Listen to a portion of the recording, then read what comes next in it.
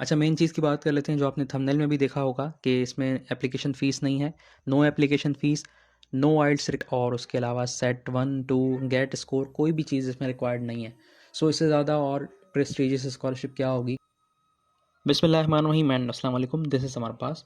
उम्मीद करता हूँ कि आप सब लोग खैरियत से होंगे और आप लोग मेरी वीडियोस ज़रूर देख रहे होंगे। और लास्ट वीडियो में मैंने आप लोगों को बताया था कि आप लोग किस तरह रोमानियन गवर्नमेंट स्कॉलरशिप के लिए अप्लाई कर सकते हैं। अगर आपने अभी तक वो वीडियो नहीं देखी है तो स्टिल डेडलाइन नहीं हुई है रोमानियन गवर्नमेंट स्कॉलरशिप की। आप लोग मेरी वीडियोज़ में मैं डिस्क्रिप्शन में भी लिंक दे दूँगा और यहाँ पे कार्ड में भी लगा दूँगा। आप लोग ज़रूर उस वीडियो को चेकआउट करें कि आप किस तरह रोमानियन गवर्नमेंट स्कॉलरशिप के लिए अप्लाई कर सकते हैं। आज की वीडियो में मैं आप लोगों को बताऊंगा कि आप किस तरह फुली फंडेड स्कॉलरशिप के लिए अप्लाई कर सकते हैं जो कि सिंगापुर की तरफ से ऑफर की जा रही है। और ये स्कॉलरशिप मास्टर्स एंड पीएचडी दोनों के लिए है। और इसमें दो किस्म के आप लोगों को इंटेक्स मिलते हैं, यानी कि आप लोग डायरेक्ट मास्टर्स में भी अप्लाई कर सकते हैं और masters leading to PhD. And उसके अलावा सिंपली आप पीएचडी के लिए भी अगर जाना चाहते हैं तो वो भी आप इसमें अप्लाई कर सकते हैं। और इस वीडियो में आप लोग जानेंगे कि ये स्कॉलरशिप क्या क्या बेनिफिट्स कवर कर रही है, इसका एलिजिबिलिटी क्राइटेरिया क्या है, इसकी लास्ट डेट क्या है एंड सो ऑन। सो अगर अभी तक आपने मेरे चैनल को सब्सक्राइब नहीं किया है तो इस चैनल को ज़रूर सब्सक्राइब कर लें, क्योंकि मैं इंटरनेशनल स्कॉलरशिप से रिलेटेड वीडियोस बनाता रहता हूँ। और जो भी अभी फ्यूचर में स्कॉलरशिप्स आने वाली हैं मैं उस पर भी वीडियोस बनाऊंगा, और जो अभी जिनकी डेडलाइन नहीं हुई है उनके ऊपर भी वीडियो बनाऊंगा और स्टेप बाय स्टेप आप लोगों को अप्लाई करने का तरीका भी बताऊँगा। अच्छा, सबसे पहले थोड़ा-सा स्कॉलरशिप के बारे में जान लेते हैं। लाइक इसके अबाउट को हम थोड़ा-सा देख लेते हैं। ये स्कॉलरशिप जो है वो 2025 के इनटेक के लिए ओपन है। और इसके अलावा ये मास्टर्स लीडिंग टू पीएचडी भी है। और साथ में अगर आप सिंपली मास्टर्स डिग्री के लिए अप्लाई करना चाहते हैं तो वो भी आप इसमें अप्लाई कर सकते हैं। अच्छा, ये जो स्कॉलरशिप है वो स्पेसिफिकली एनटीयू यूनिवर्सिटी के लिए है। लाइक अगर मैं इसकी बात करूँ इसका फुल फॉर्म क्या है, तो नयांग टेक्नोलॉजिकल यूनिवर्सिटी के लिए ये स्कॉलरशिप ऑफ़र की जा रही है। ठीक है। अच्छा, इसके अलावा जो है वो कौन लोग इसमें अप्लाई कर सकते हैं। सो नो वरीज़, तमाम जो भी ममालिक से, किसी भी ममालिक से ताल्लुक़ रखने वाले लोग इसमें, स्टूडेंट्स इसमें अप्लाई कर सकते हैं। So it is open for all nationalities. अच्छा, इसके अलावा ये तकरीबन सारे आपके एक्सपेंस कवर कर लेती है। लाइक आपके ट्यूशन फ़ी हो गई, उसके अलावा आपके स्टाइपेंड वगैरह आपको दिए जाते हैं। इसकी डिटेल मैं आप लोगों को आगे बताऊँगा।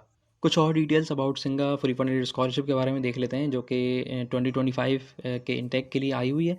इसमें होस्ट कंट्री की अगर बात करें तो सिंगापुर इसकी होस्टिंग कंट्री है। और यूनिवर्सिटी जो कि होस्ट करेगी इस स्कॉलरशिप को, इस प्रोग्राम को जिसमें आप अप्लाई करेंगे, वो एनटीयू यूनिवर्सिटी होगी। डिग्री लेवल जो इसमें है वो मास्टर्स लीडिंग टू पीएचडी है या फिर पीएचडी, यानी कि दो किस्म के इसमें इंटेक्स हैं, आप दोनों में अप्लाई कर सकते हैं। मतलब ये है कि आप जिसमें अप्लाई करना चाहें उसमें अप्लाई कर सकते हैं।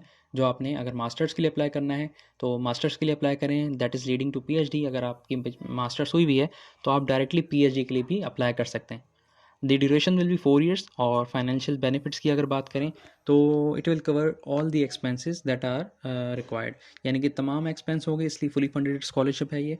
और अब बात कर लेते हैं कि कंपटीशन कितना होगा, कितने लोगों को ये स्कॉलरशिप दी जाएगी, पर ईयर कितने लोगों को ये स्कॉलरशिप मिलती है। तो अगर हम नंबर ऑफ़ स्कॉलरशिप्स की बात करें तो per year 240 scholarship per year दी जाती हैं।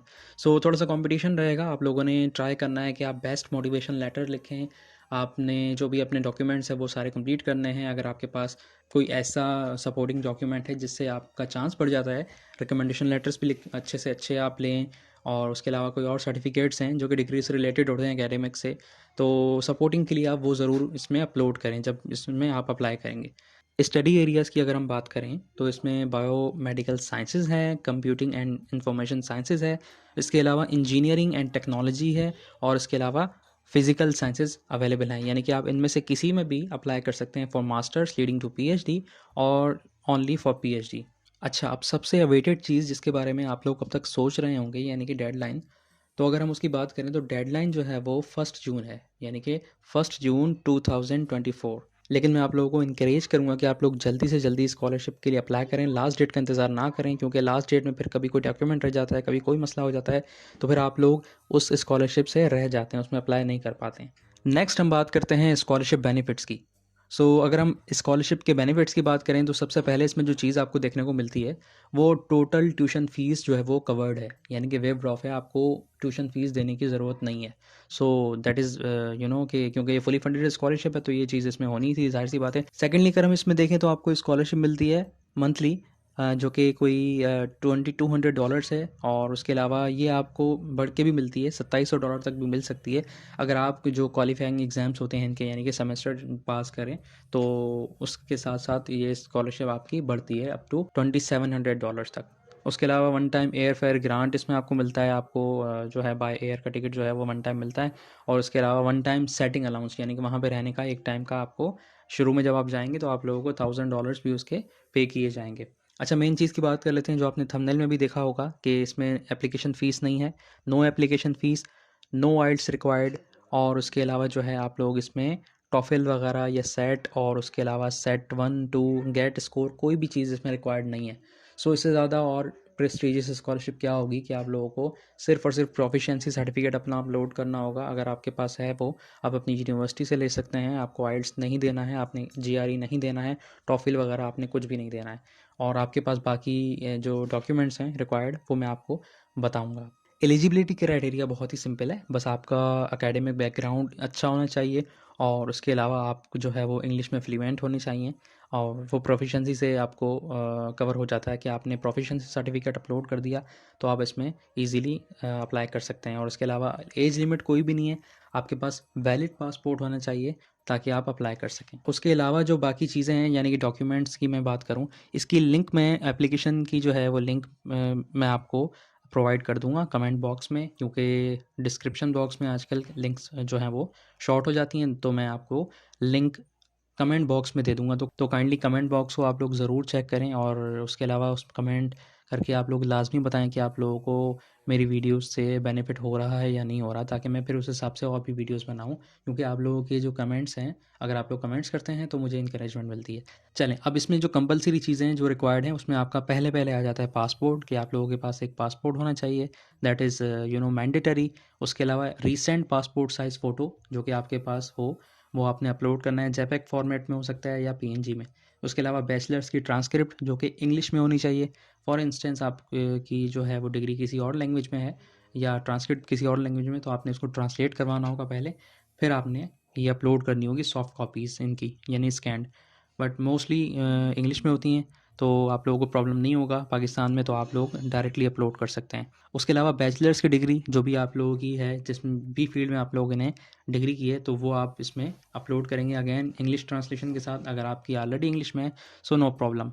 अच्छा, उसके अलावा जो नेक्स्ट चीज़ है, मास्टर्स अगर आप लोगों ने की हुई है तो मास्टर्स अगर आप पीएचडी के लिए अप्लाई कर रहे हैं तो मास्टर्स की एकेडमिक ट्रांसक्रिप्ट रिक्वायर्ड होगी। इसी तरह फिर मास्टर्स की डिग्री भी रिक्वायर्ड होगी, एंड 2 रिकमेंडेशन रिपोर्ट्स या लेटर आप कह लें, जो कि आप अपनी यूनिवर्सिटी से ले सकते हैं, किसी प्रोफेसर वगैरह से रेफरीज के तौर पे वो लोग होंगे, और वो आपको रिकमेंडेशन लेटर देंगे। तो 2 रिक्वायर्ड होंगे, याद रखिएगा, एक से काम नहीं चलेगा, 2 रिकमेंडेशन लेटर आपने लेना है। और मैं आप लोगों को यहाँ पे एडिशनल चीज़ बताता चलूँ कि आप लोग अगर कहीं जॉब कर रहे हैं तो आप लोग वहाँ से भी एक रिकमेंडेशन लेटर ले सकते हैं, यानी आप अपने एम्प्लॉयर से भी रिकमेंडेशन लेटर ले सकते हैं, और उससे भी आप लोगों को काफ़ी फ़ायदा होगा कि भाई आपको जहाँ पे आप जॉब कर रहे हैं वो भी रिकमेंड कर रहे हैं, यानी आप अपने एम्प्लॉयर से भी रिकमेंडेशन लेटर ले सकते हैं। और इससे फ़ायदा ये होता है, वैसे ये एडिशनल चीज़ होगी, बट ये इससे फ़ायदा ये होता है कि ये आपके चांसेस बढ़ा देगा कि आप इस स्कॉलरशिप के लिए बेस्ट हैं। ठीक है, तो आप लोगों ने ये सारे डॉक्यूमेंट्स अपने कलेक्ट कर लेने हैं और इन सबको रेडी कर लेना है, एंड देन इस स्कॉलरशिप के लिए आप लोगों ने अप्लाई कर लेना है। कमेंट बॉक्स में मैं आप लोगों को इसकी लिंक प्रोवाइड कर दूंगा कि आप लोगों ने इस लिंक पे जाना है और अप्लाई करना है। फ़र्दर अगर आप चाहते हैं कि मैं सिंगापुर स्कॉलरशिप, जो कि सिंगा स्कॉलरशिप ये है जिसके बारे में हम बात कर रहे हैं, इसके ऊपर डिटेल्ड वीडियो बनाऊं कि स्टेप बाय स्टेप किस तरह अप्लाई करना है, तो कमेंट बॉक्स में मुझे लाजमी बताएं। तो इंशाल्लाह मैं उसके ऊपर डिटेल्ड वीडियो भी बना दूंगा कि आप किस तरह इसमें अप्लाई कर सकते हैं। Thank you so much. उम्मीद करता हूँ कि आप लोगों को मेरी वीडियो पसंद आई होगी, और सब्सक्राइब लाजमी कीजिएगा और शेयर भी कीजिएगा। Thank you so much.